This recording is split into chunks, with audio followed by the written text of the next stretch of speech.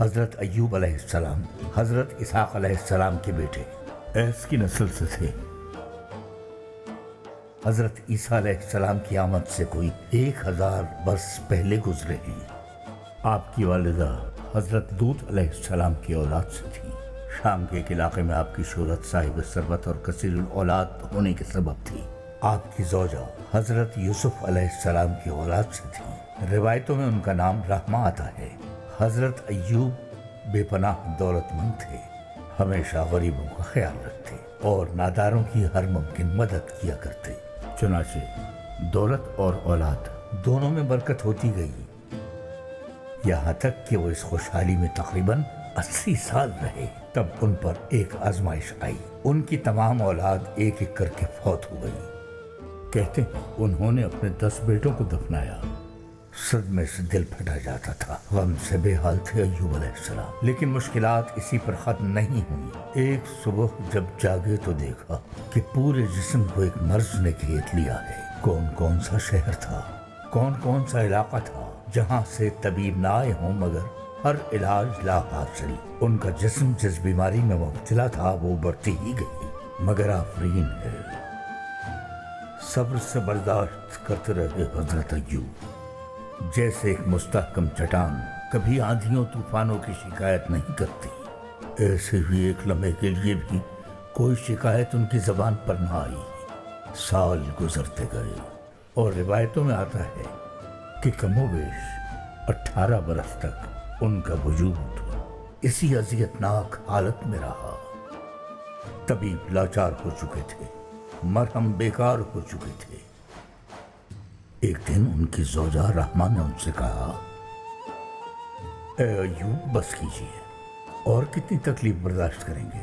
رب سے دعا کیوں نہیں کرتے؟ کیوں نہیں کرتے دعا کریں گے تو وہ سب مصیبت، سب پریشانی ختم کر دے گا۔ ان کی زوجہ رحمہ نے 18 سال ان کی خدمت کی تھی اور شکایت کا ایک حرف زبان پر نہ لائی تھی۔ یہ امتحان صرف حضرت ایوب کا نہ تھا، بلکہ ان کی زوجہ بھی مسلسل اس آزمائش سے دوچار تھی۔ ہم پھر کسی اور طرف نکل گئے تو حضرت ایوب اپنی اہلیہ سے یوں گویا ہوئے، اے میرے قلب کی روشنی، میں راحت کیسے مانگ سکتا ہوں اپنے رب سے، وہ جس نے 80 سال تک مجھے دولت اور اولاد کی نعمتوں سے مالا مال رکھا، کہ اب اگر اس کی طرف سے ذرا سی مشکل آ گئی تو کیسے شکایت کروں اس سے؟ کم سے کم 80 سال تو صبر کرنا چاہیے مجھے، اس کے بعد دیکھیں گے۔ اس کے بعد اگر خواہش ہوئی تو دعا کروں گا، وہ پروردگار ہے، ضرور قبول کرے گا میری دعا، مگر ابھی مجھ سے یہ بے صبری دکھانے کو مت کہو۔ آزمائش تو حضرت ایوب کی تھی، مگر امتحان ان کے گھر والوں کا بھی تھا۔ شیطان کو تو موقع چاہیے، ہاں یہ کبھی نہ بھولنا، شیطان کا تو کام ہی ہے انسان کو بہکانا، اور وہ مسلسل اپنے کام میں لگا رہتا ہے۔ ایک روز وہ طبیب بن کر آیا اور حضرت ایوب کی اہلیہ سے بولا، دیکھو میرے پاس مرہم ہے، انہیں شفا ہو جائے گی، بس تم اتنا کہنا کہ طبیب کے علاج سے شفا ہوئی ہے۔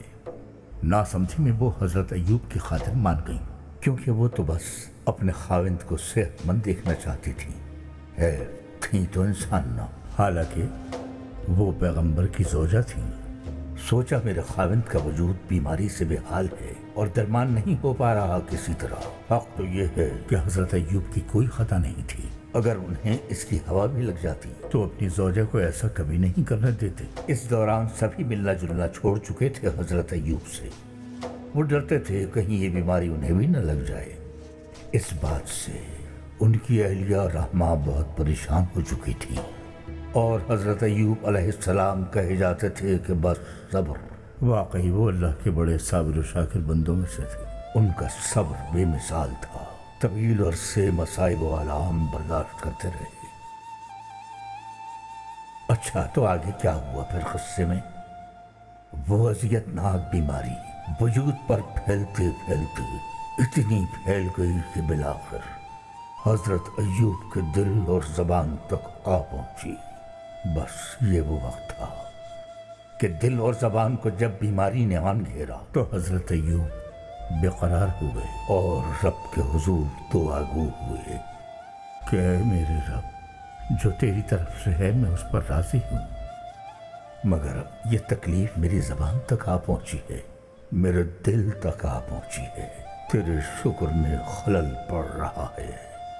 روایتوں میں آتا ہے کہ بیماری زبان اور دل تک آ پہنچی تو حضرت ایوب نے اپنے رب کو پکارا، اپنے لیے شفا مانگی، لیکن اصل میں بات کچھ اور ہے کہ اپنی دعا میں حضرت ایوب نے کچھ یوں کہا، اب میں اپنی زبان سے لوگوں کو حق بات نہیں بتا سکوں گا، جو کچھ کہتا ہوں اس پر دل سے اقرار نہیں کر سکوں گا۔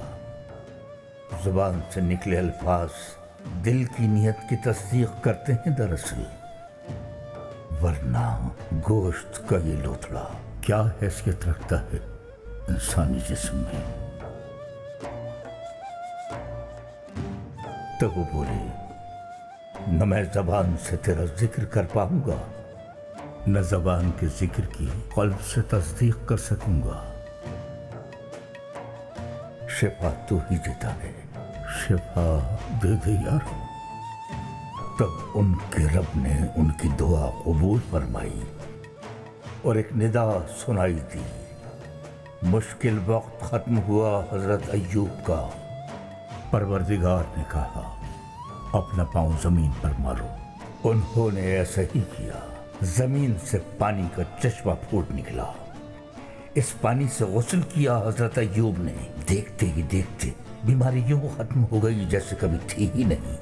حکم الہی سے دوبارہ پاؤں زمین پر مارا تو ایک اور چشمہ نمودار ہوا۔